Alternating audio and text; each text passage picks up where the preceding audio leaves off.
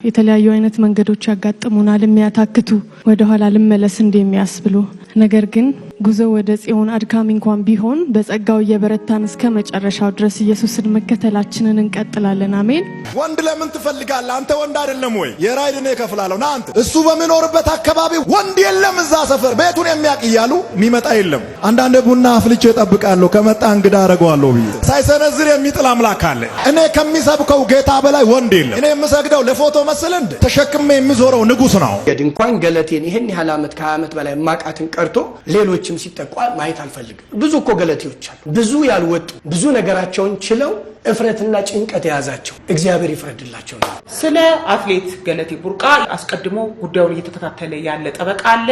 ከዛ ጠበቃ ጋር በጋራ በተለይም ደግሞ መጨረሻ የተሰጠውን ያለችበትን ቤት አስመልክቶ የጋራ ነው በሚል የተሰጠው ፍርድ ላይ የፌዴሬሽን ምክር ቤት ቅሬታ ለማቅረብ በሂደት ላይ ነው የምንገኘው። ሌሎችም የምንሄድባቸው አካሄዶች አሉ። ፍርድ ቤት ለኔ ፍርድ አልሰጠም አይደለ?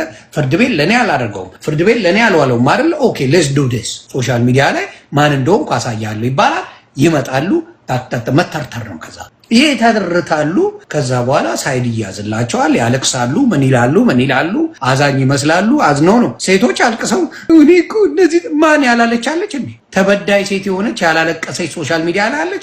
አላምናቸውም፣ ግደለኝ። አላምናት ሴት ልጅ ስላለቀሰች አላምንም፣ ግደለኝ። ለምን የዘይት ብር ነው አንቀበልም አላላችሁም? ለምን ተሰጠ አይደለም አልተቃወምኩም። ምን አይነት ልብ እንዳለው እንድትረዱ ነው። በቁጣችሁ ላይ ፀሐይ አይግባ፣ ለዲያብሎስም ፋንታ አትስጡት ይላል እግዚአብሔር ቃል ኤፌሶን ምዕራፍ 4 ከቁጥር 26 እስከ 27። ሐዋርያው ጳውሎስ በአንድ ምዕራፍ ኤፌሶን 4 ላይ ሁለት የሚጋጩ ነገሮችን የምናገር ይመስላል። በቁጥር 26 እስከ 27 ተቆጡ ይልና በቁጥር 31 ቁጣን አስወግዱ ይላል። ታዲያ እንዴት ነው እየተቆጣን ቁጣን ማስወገድ የምንችለው? ቁጣ በሰው ልጆች ላይ ካሉ ባህሪያቶች አንዱ ሲሆን የማይቆጣ አንዳችም የሰው ልጅ አለ ሊባል አይችልም። መጋቢዎች ይቆጣሉ፣ አስተማሪዎች ይቆጣሉ፣ ባሎች ይቆጣሉ፣ ሚስቶችም እንዲሁ፣ ልጆችም ይቆጣሉ።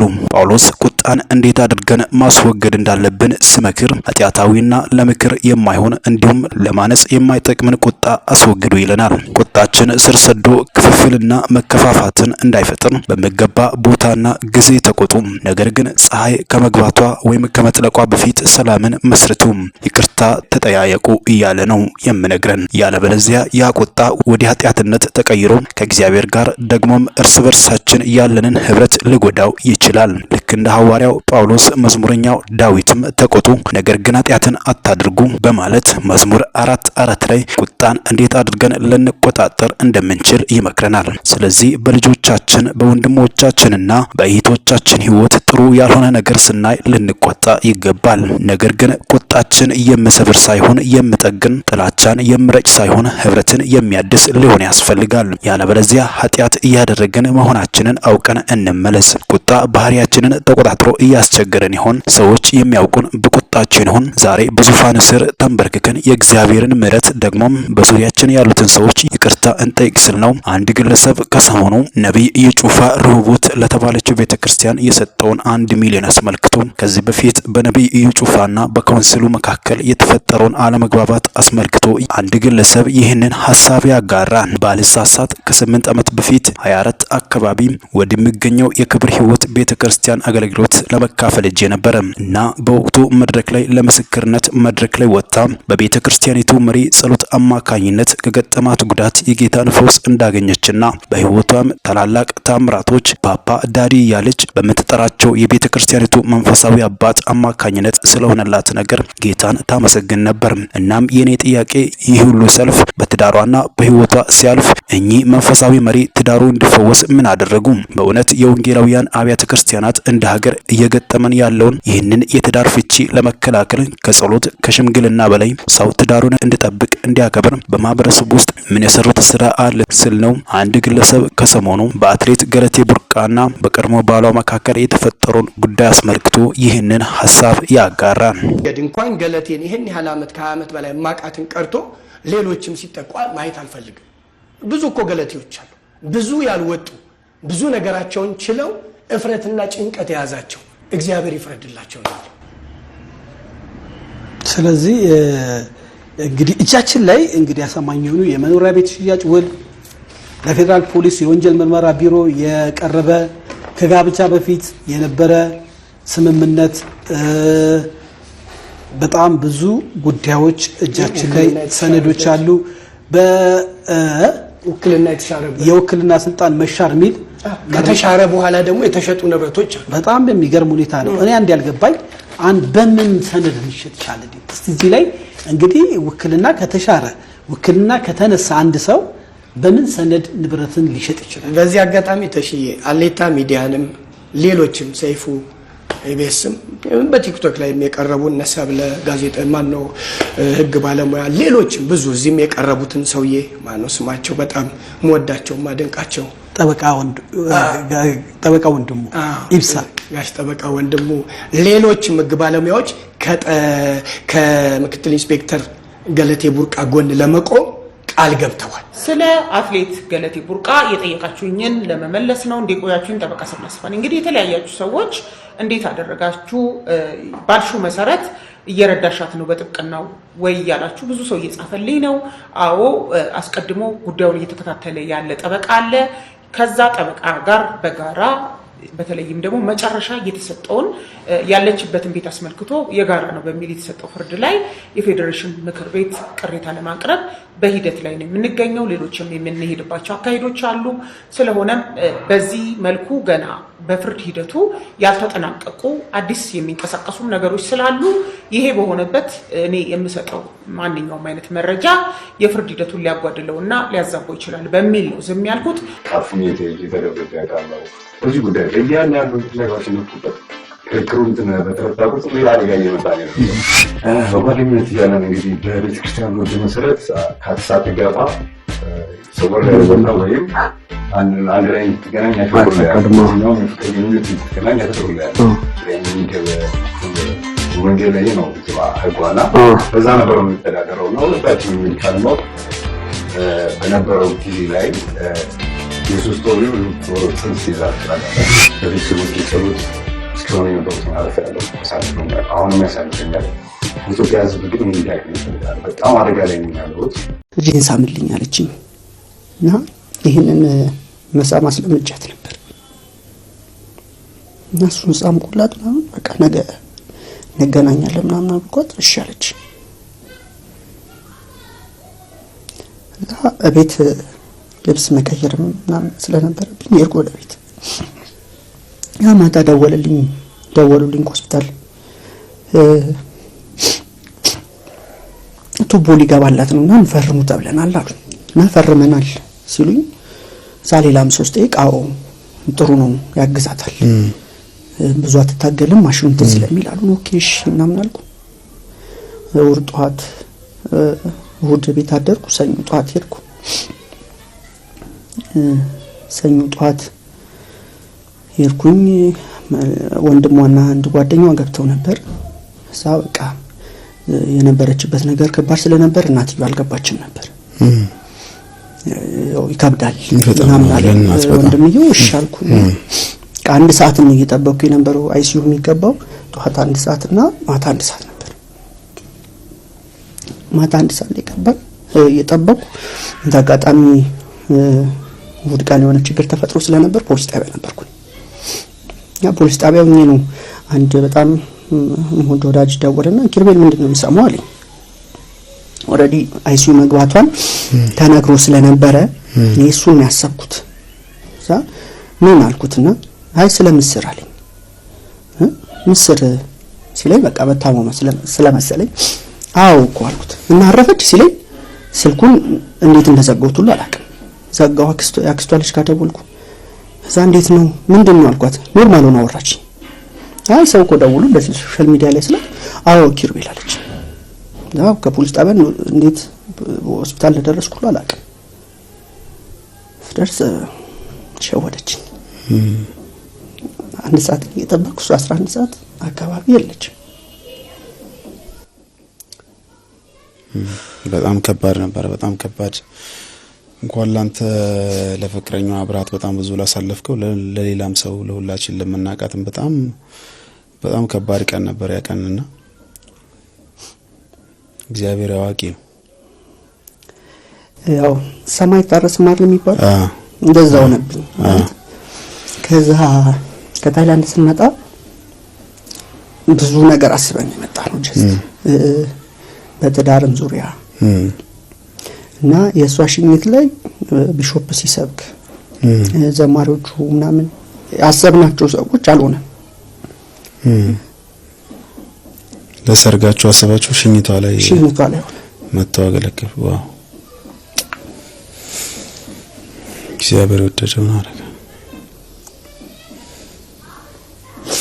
ያሳዝናል በጣም ግን ያው ለመልካም ነው ደግሞ አንዳንዴ እሷን ብዙ ተሰቃየች እዚህ 7 ወር ኬሞ እንደገና ሌላ ኬሞ የሷ ስቃይ ከባድ ማለት እኔ ራሱ አንደርስታንድ አላረጋትም ማለት የምታሳልፈው ነገር ከባድ ነበር ህመሟ ከባድ ነው ተስፋዋ ትልቅ ነው በጣም አማኝ ነበረች በጣም በቃ ማለት ለራሷ የምትኖር አይደል ሰው ጠርች ማለት አሁን ስለሞተች ምናምን ወይ ደግሞ እኔ ያው ሰው ሲሞት ብዙ ጊዜ መልካም ነገር ነው የሚወራው አይደል ግን ከእንደሷ አንፃርም እኔም ስለሞዳትም አይደል ማንንም የሚመሰክርላት ነች ማለት ለራሷ የምትኖር አይነት እንደዚህ ስግብግብ ምናምን አኩራፊ ከሰው ጋር የምትጋጭ አይነት አይደለች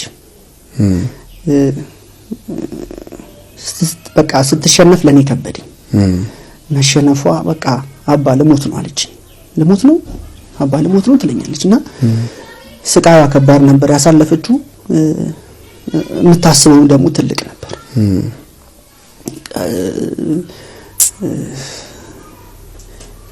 አልተሳካልኝም ለማለት ይከብደኛል በቃ ብዙ ሞከር ያለው ብዬ አስባለሁ ግን እግዚአብሔር እንደፈቀደው ነው የምንኖረው ያው መጽሐፍ እንደሚል ሸክላ ለሸክላ ሰሪዎች እንዳንዳል እንደሚል እና ከእግዚአብሔር በላይ ላስብላት አልችልም ከእግዚአብሔር በላይ ልወዳት አልችልም እሱ አሪፍ ነው ማለት ጥሩ ነው ብሎ ያሰበውን አደረገ እኔ በዚህ እንትን ሆነ በዚህ ወጣ አልልም ግን እንደ ሰው ታስባለህ እንደ ሰው ታዝናለህ እንደ ሰው ታስባለህ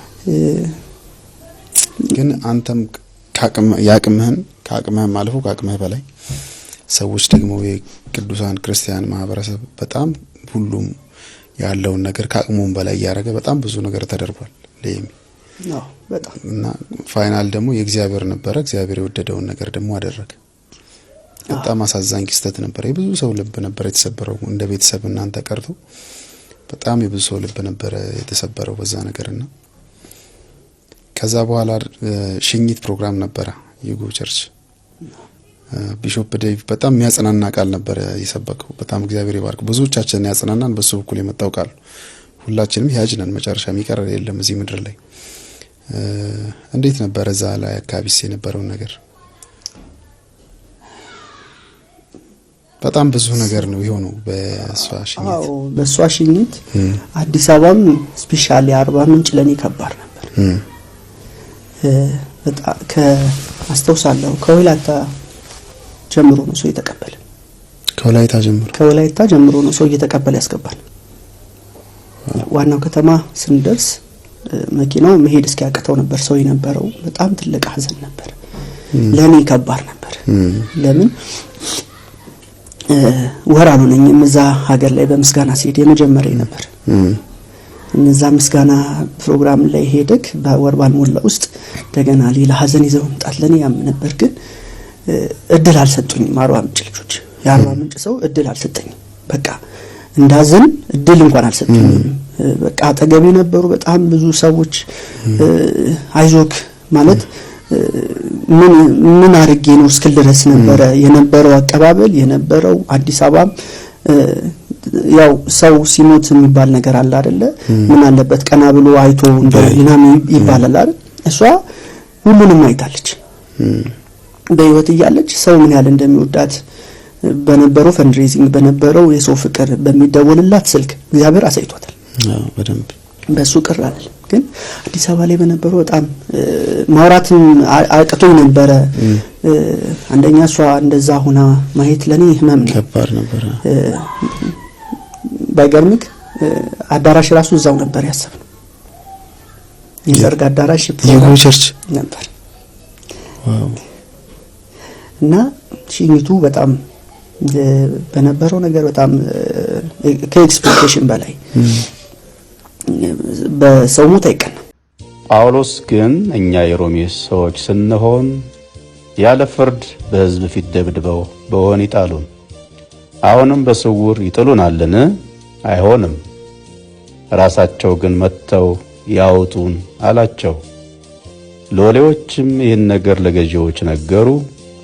የሮሜ ሰዎች እንደሆኑ በሰሙ ጊዜ ፈሩ። መጥተው ማለዷቸው። አውጥተውም ከከተማ ይወጡ ዘንድ ለመኗቸው። ይሄ ቃል በጣም የሚታወቅ ክፍል ነው። ሐዋርያት ሥራ ምዕራፍ 16 በመንፈቀ ሌሊት ይላል ቁጥር 15 ላይ ጳውሎስና ሲላስ እየጸለዩ እግዚአብሔርን በዜማ ያመሰግኑ ነበር፣ እስረኞችም ያደምጧቸው ነበር። ድንገትም የወህኒው መሰረት እስኪናወጥ ድረስ ታላቅ የምድር መንቀጥቀጥ ሆነ። በዚያ ጊዜም ደጆች ሁሉ ተከፈቱ፣ የሁሉም እስራት ተፈታ። የአገሬ ልጆች እግዚአብሔር በሉዓላዊነቱ፣ በቸርነቱ፣ በምህረቱ፣ በበጎነቱ የማያቋርጥ ነገር በሰው ሕይወት ላይ ያደርጋል። በእያንዳንዳችን ላይ ያደርጋል። ክብሩን ይገልጣል። ሆኖም አንዳንድ ጊዜ ደግሞ በሳክሪፋይስ የሚቀርቡ መስዋዕቶች እግዚአብሔርን በተለየ መንገድ ወደ ሕይወታችን ያመጡታል። እዚህ ጋር የሆነው እንደዚህ ነው። ይሄ ሁሉ ታሪክ ከሆነ በኋላ ተደናግጠው ቶሎ ውጡልን፣ አስወጡልን፣ አስወጧቸውና ጳውሎስን የሚል ትእዛዝ ከበላይ መጣ። ከዛ ገዢዎች ውጡ ብለዋል ሲሏቸው ጳውሎስ አንድ ነገር አለ።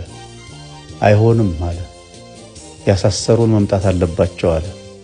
ይሄ የተከፈለው መስዋዕት ስለምን እንደተከፈለ ማወቅ አለባቸው አለ። ለምን ይሄን አለ ካላችሁ እኛ የሮሜ ዜጎች ሰዎች ሆነን ሳለ የሚል ቃል አለ።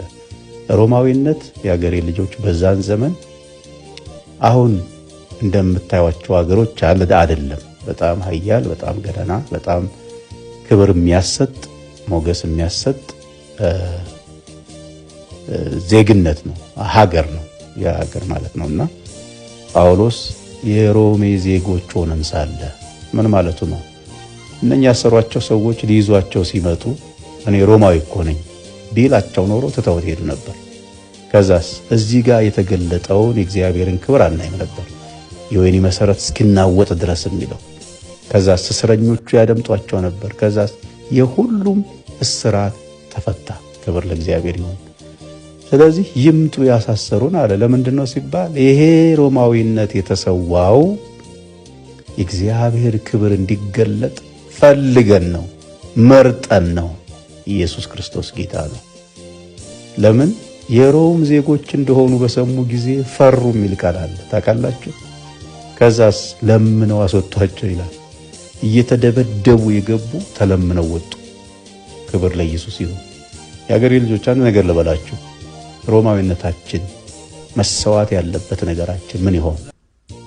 ከተሰዋ ማንነት ውስጥ የሚወጣ መስዋዕት እመኑኝ የወህኒውን መሰረት ያናውጣል፣ የሁሉንም እስራት ይፈታል። ዛሬ በጉባኤዎቻችን እንዲገለጥ የምንፈልገው እንዲሰራ የምንፈልገው የእግዚአብሔር ኃይል የእግዚአብሔር ክንድ አለ። ትናፍቁ ይሆን እንደኔ? ሮማዊነታችን እንሰዋ።